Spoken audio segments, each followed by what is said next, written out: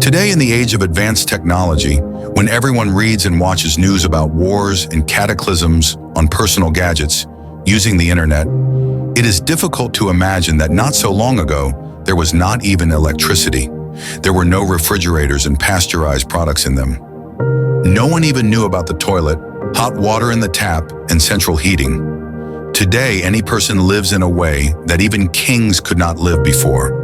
Having the opportunity to follow planetary politics and news, sitting in a warm apartment or house, having a toilet, a bathroom, and plenty of long-term storage food in the freezer nearby.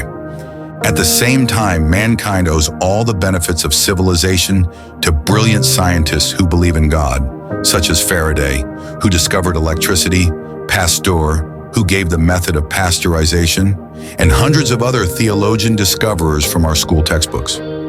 However, many in the 21st century, using the achievements of Christians, have ceased to need God. After all, life has become very comfortable. For godlessness comes the destruction of civilization, which the Lord allowed to build, giving his children great scientific discoveries.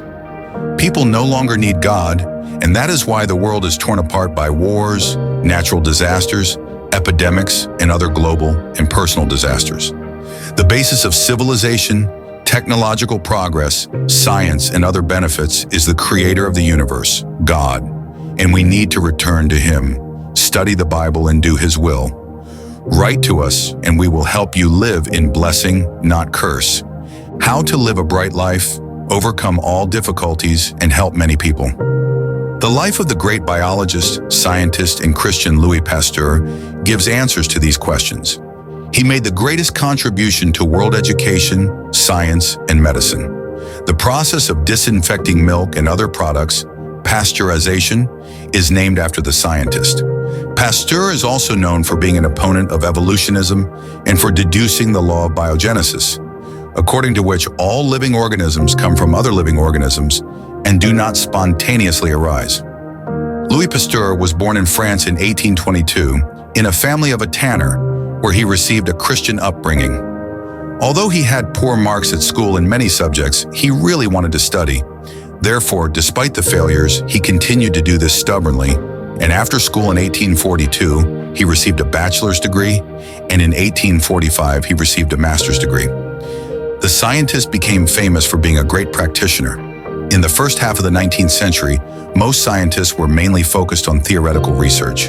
From the age of 32, Pasteur, wanting to use science for the benefit of people, headed the Faculty of Applied Sciences that he created in order to teach scientists how to apply theoretical knowledge to solve business and industrial problems.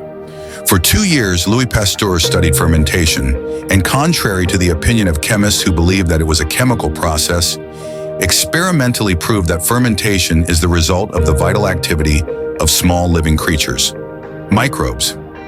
Thanks to the discoveries of the scientist, a new branch of science was created, microbiology. The Christian scientist associated his progress in science with God. The more I learn about nature, the more I am amazed by what the Creator has created. Science brings man closer to God. Here is the answer to the question, should a Christian be the highest specialist in his field of activity? Yes, we need to be not lazy and slaves to sin, but faithful and diligent, as Jesus Christ said. After returning from Lille in 1857, Louis became director of scientific research at a higher educational institution called the École Normale. While continuing to study microbes, he made his greatest discovery, the law of biogenesis, which refutes the evolution of life from non-life. Both the ancient Greeks and some people of the 20th century believed that life could self-generate. Although the idea of spontaneous generation of maggots from decaying meat was refuted by the Italian biologist Francesco Redi in 1668, some researchers continued to cling to the idea of spontaneous generation of microscopic animals. Darwin, who published his book on the origin of species in 1859, also believed that life spontaneously generated. To disprove this theory, in 1860, Pasteur boiled broth, killing the microbes in it. Next, he allowed air to circulate over the broth in a special glass container, preventing microbes from getting into the broth from the open air. As expected, no new microbes appeared in the broth. The results of the study showed that microbes appeared in the broth only by getting in from the open air, but did not form spontaneously. Thus, Louis Pasteur clearly showed that microscopic creatures must be born from parents similar to themselves. Pasteur's work dealt a fatal blow to the idea of spontaneous generation. All scientific results obtained since then contradict the idea of spontaneous generation. Engaged in the search for the causes of various processes throughout his life, the scientist constantly thought about the cause of all causes, saying that the cause of all causes is the only divine impulse that formed the universe. The scientist worked very hard, appreciating every minute of his life, and made a huge contribution to the victory over many diseases. He studied the pathogens of rabies, chicken cholera, anthrax, childbed fever, and cholera, and also proposed a method of protective vaccines against rabies and anthrax in animals, the principles of which are used to this day. High-quality vaccination developed by Louis Pasteur helped save the lives of millions of people. Recognizing his merits, many people from all over the world helped him found an institute for the study and treatment of diseases. In 1875, he urged doctors to wash their hands before operations, as this reduced mortality. So should our lives leave a mark in history? Yes, the life of the founder of microbiology is a shining example for others to this day. As one of the leading scientists of his time, Pasteur publicly declared his faith to others. We know about the faith of the great microbiologist not only from his own words, but also from the testimonies of his relatives and circle. All of France knew about his Christian faith. Louis Pasteur saw in his work, like other Christian scientists, an opportunity to study creation, and through this to know God the Creator. Unlike Darwinists, who believed in chance and chaos, he saw in his work evidence of design and wisdom, saying, "The more I study nature, the more I am amazed at the work of the Creator. The day will come when people will laugh at the stupidity of our modern materialistic philosophy." So should faith be intimate and hidden from others?